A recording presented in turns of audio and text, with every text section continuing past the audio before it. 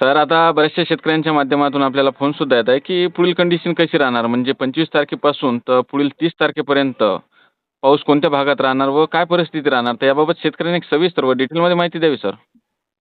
नक्कीच ठाकरे सर. बघा आता परिस्थिती आपण बघतोय काही काही भागामध्ये थोडी सुधारत चालली आहे, पण काही काही भागांची परिस्थिती जैसे थे तशीच आहे. हो. महाराष्ट्राच्या विदर्भ भागांमध्ये आणि मराठवाड्यामध्ये तसेच खानदेशमध्ये सुद्धा ढगांचं जे काही आगमन आहे ते आता रोज थोडं थोडं का होईना वाढत जाईल आणि हे जवळपास 27-28 पर्यंत वाढत जाईल. तुरळक ठिकाणी जसं की वाशिमच्या मोजक्या भागामध्ये 25 तारखेला हां, एक हां. स्थानिक वातावरणाचे फटकारे आहेत, ज्यामध्ये हिंगोलीचा समावेश आहे, साखरखेडा, हो. देवळा राजा, भोकरदन, जाफराबाद, सिल्लोड, फुलंब्री पट्टा, जालन्यात काही ठिकाणी, बीड वगैरे भागात काही ठिकाणी, अहिल्यानगर ते छत्रपती संभाजीनगर नाशिकमध्ये हो. या पण भागामध्ये. पण नाशिक, अहिल्यानगर, वैजापूर या भागामध्ये रोज थोडाफार का होईना पाणी होत चाललेलं आहे. त्यामुळे बरोबर. त्या भागामध्ये थोडासा वातावरणामध्ये बदल आहे. हो. 27 तारखेला सोलापूर, बार्शी, कळंब, पंढरपूर एरिया, त्यानंतर बीडचा पण भाग आहे, केज वगैरे या भागात सुद्धा 27 तारखेला पाणी आहे. हो. मी तारखा कोणत्या सांगतोय आणि कोणत्या नाही हे लक्षात ठेवायच्या. बरोबर. त्यानंतर जे विदर्भामध्ये आजपासून वातावरण चेंज झाले आहे त्याची व्याप्ती वाढते आहे. पण ह्या पावसाचा काहीही फायदा नाही, कारण की फटकारे स्थानिक लेवलचे पाऊस आहेत. काहीच फायदा नाही या पावसाचा. फक्त एक काय आहे की आपल्या भागात पाऊस दिसत नव्हता, तो उद्यापासून थोडा थोडा वेळाने दिसायला लागेल. बरोबर. महत्वाचं म्हणजे शेतकऱ्यांनी जवळपास जे काही 30-31 तारीख आहे इथपर्यंत जे काही पडतील पाऊस हे पाऊस कुठल्याच फायद्याचे नाहीत आणि तोपर्यंत मोठी आशा पण नाहीये. बरोबर. मात्र 31 तारखेनंतर थोडा एक बदल होतोय, कारण की मान्सूनची जी काही गती आहे त्या तारखेपर्यंत केरळ ओलांडून कर्नाटकच्याही पलीकडे तर कोकणापर्यंत येण्याचा अंदाज आहे. परिस्थिती 4 ते 6 जूनपर्यंत मान्सूनची महाराष्ट्रात एंट्री होणार आहे. 6 ते 7 तारखेला मान्सूनचा पाऊस विदर्भ आहे आणि त्याच्याही अगोदर एक गुड न्यूज अशी आहे की हे जे ढग आहेत भुरकट कलरचे, पांढऱ्या कलरचे, हो. 2-3 तारखेला दोनच्याही आतमध्ये 1 तारखेला आणि 2 जूनला काळेभोर ढग मान्सूनची मृग काळेभोर ढगांचे आगमन होईल. ते एकसारखे वाहतील आणि संध्याकाळच्या पिरियडला थोडा थोडा पाऊस देण्याचं काम करतील. आता एक बरोबर. मुख्य विषय असा येतोय की ठीक आहे, आता मी सुरुवातीला एका शब्दात सांगितले की हा जो काही पाऊस पडतोय हा कुठल्याच फायद्याचा नाहीये. याच्यामध्ये आलं तर वार खूप येईल, नुकसान होईल, जे बातम्यामध्ये आपण पाहतोय. आणि बरोबर. तो मोठा नाहीये आपल्या भागाला. पण महत्वाचं म्हणजे जे 1-2 जूनला मी मृग छाया देणारं जे काही वातावरण सांगतोय हे फक्त सावली आहे. त्यामध्ये जे पडला असेल तो बारीक पेंडवलता 1-2 ठिकाणी का होईना असं राहील. पण तिथून पुढे एक पावसाळ्यासारखा लुक चेंज होईल, मान्सूनचं आगमन झाल्यासारखंच वातावरण असेल. आता ती शासकीय घोषणा 4-5 ला होईल, पण त्या अगोदर सांगतोय की हे खऱ्या अर्थाने जर पाहिलं तर मान्सूनचे जे ढग आहेत ते महाराष्ट्रामध्ये 2 जूनलाच येतात. त्या बरोबर. पलीकडे जाऊन सांगायचं म्हणलं महत्वाचं की 6 तारखेपासून मान्सूनच्या सरी कोसळायला सुरुवात होईल. पण एक्झॅक्टली पॉईंट याच्यामध्ये असा आहे की 6 जून सांगितले की काही लोक गडबड करतील 4-5 जूनला धुरळ पेरणी करायच्या. तो हो. तुमचा विषय राहिलाय. तो धुरळ पेरणं माझ्या शक्यतो थांबावं, कारण की जमिनीच्या खोलपर्यंत अशी आग झालेली आहे, भाप निर्माण झालेली आहे की बरोबर. तुम्ही लावलेल्या बियाण्याला ओल जरी पुरेशी मिळाली 6-7 तारखेला किंवा 8 तारखेला तर ती ओल भापीमध्ये रूपांतर होऊन त्या बियांना सडवण्याचं, नासवण्याचं काम करतील. सारखी अशी पुवासारखी फुगण्याचं काम करेल. त्यामुळे कमीत कमी 15 ते 16 जूनपर्यंत पेरण्या आपण थांबवलेल्या किंवा थांबलेलं बरं आहे, हा एक सल्ला असेल. विश्वास ठेवणार शेतकऱ्यांना. नाहीतर काय म्हणतील तुमच्यामुळे आम्ही थांबलो आणि बाकीच्या. त्यामुळे तुमचा निर्णय तुमच्याजवळ ठेवा. माझ्या अंदाजावरती त्या पेरण्या करूच नका, हा माझा एक सल्ला असेल.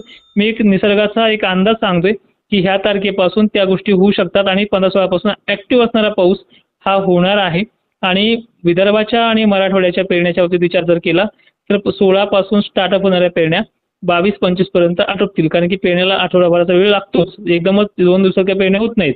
बरोबर. दुसरी महत्वाची गोष्ट, पश्चिम महाराष्ट्र, खानदेश आणि दक्षिण महाराष्ट्राचा जो काही वरचा भाग आहे इथे मान्सून आल्याच्या बरोबर इथे केसावानी बारीक थेंब तुटणं, पेडवलता पाऊस पडणं, थोडा पाऊस परेशान करणं हे यांना 26 तारखेपर्यंतही परेशान करू शकतो. पण या काळामध्ये आपण अनेक ठिकाणी शेतकरी पाहतोय गडबड करून पेरण्या करू शकतात आणि पेंडवलत्या पावसावरती इथे पेरण्या करण्याचा वेगही वाढेल.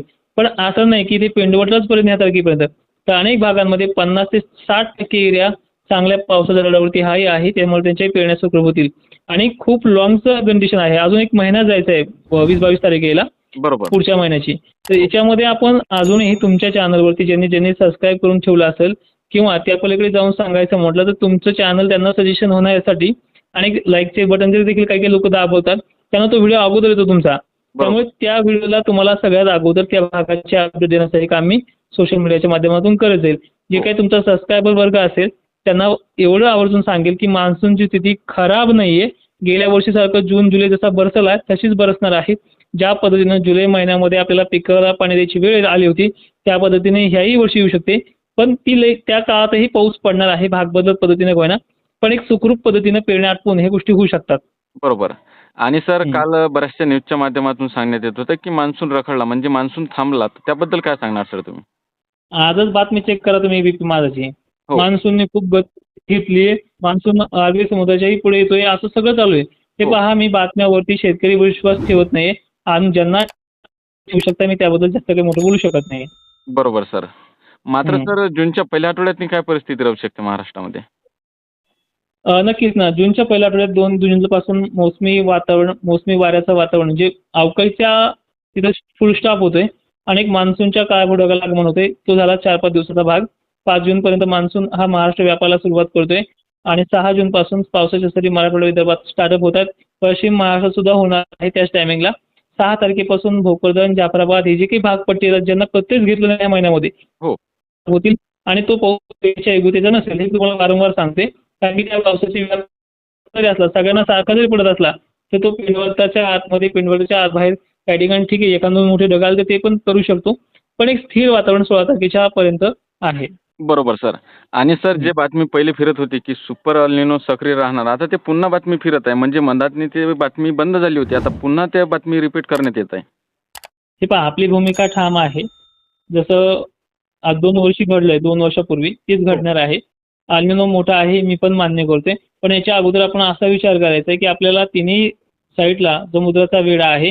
एमजीओ जो काही कंडिशन असते, जी काही एवढी पॉझिटिव्ह कंडिशन असते त्या पोषक वातावरणात साथ देतील आणि खरं तर पाहिलं तर महाराष्ट्राचा इतिहास असा आहे त्यातल्या जे भागांना मान्सूनचा पाऊस व्यवस्थित पडत नाही, रिटर्न मान्सून चांगला पडतोय. त्यामुळे त्या काळात अधिक तापमानामुळे आयोडी पॉझिटिव्ह राहण्याची शक्यता खूप जास्त आहे. त्यामुळे हा एक फायदा देखील होऊ शकतो. निसर्ग आहे त्यामध्ये बदल होतीलच.